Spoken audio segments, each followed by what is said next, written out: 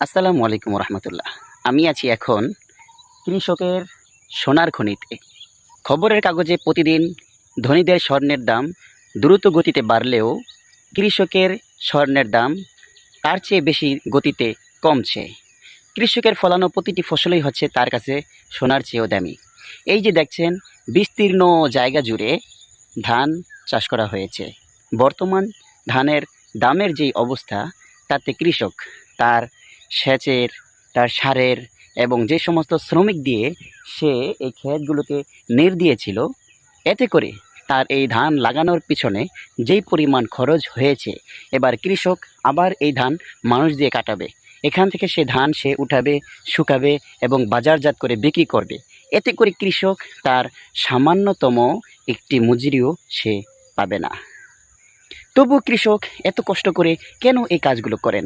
এর একটি কারণ হলো, বর্তমান সময়ে যারাই কৃষিকাজে লেগে আছেন তারা প্রত্যেকেই তাদের সেই বাপদাদার যুগ থেকে কৃষিকাজ করে আসছেন। এটার সাথে তাদের রয়েছে একটি আবেগ, এটার সাথে রয়েছে তাদের একটি ভালোবাসা। সেই আবেগ এবং ভালোবাসা এবং ভালো লাগা, এখান থেকেই তাদের এই কৃষিকাজগুলো করা।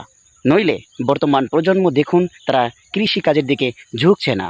এর একটি কারণ হচ্ছে, এই কৃষিকাজ করে সামান্যতম মজুরিও তার হাতে আসছে না। টিভির পর্দায় বড় বড় সমাবেশে, সেমিনারে নেতারা কৃষকদের নিয়ে বড় বড় কথা বললেও আদতে কৃষকদের সাথে তাদের কোনো সম্পর্কই নেই। তারা বলে থাকে কৃষকরাই আমাদের দেশের সম্পদ, কিন্তু কৃষকদের জন্য তারা কি করে থাকে?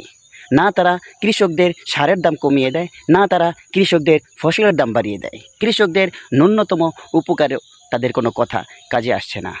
প্রতিটা সরকারেই তার প্রত্যেকটা সেমিনারে কিংবা বক্তব্যে কৃষকদের নিয়ে আবেগঘন কিছু বার্তা শুনিয়ে দেয়, যাতে করে কৃষকরা তাদের প্রতি উদ্বুদ্ধ হয়ে তাদেরকে ভোট দেয়। সেই নিয়মেই বর্তমান সরকার, তাদের যেই মার্কা ছিল সেটাও কিন্তু ধানের শীষ ছিল। তারা কিন্তু একটি কার্যকর প্ল্যান করলে পারত। যেহেতু আমাদের মার্কা ধানের শীষ মার্কা, তাই ধানের দাম যদি বাড়িয়ে দেওয়া হয়, তাহলে কৃষক এটা বলতে বাধ্য হবে, ধানে ভোট দিয়েও যেমন লাভবান হয়েছি, ধান চাষ করেও তেমন লাভবান হয়েছি।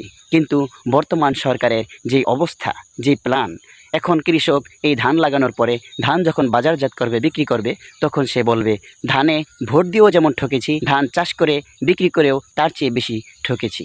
এই জন্য সরকারের কাছে আমার অনুরোধ থাকবে, এখনও সময় আছে।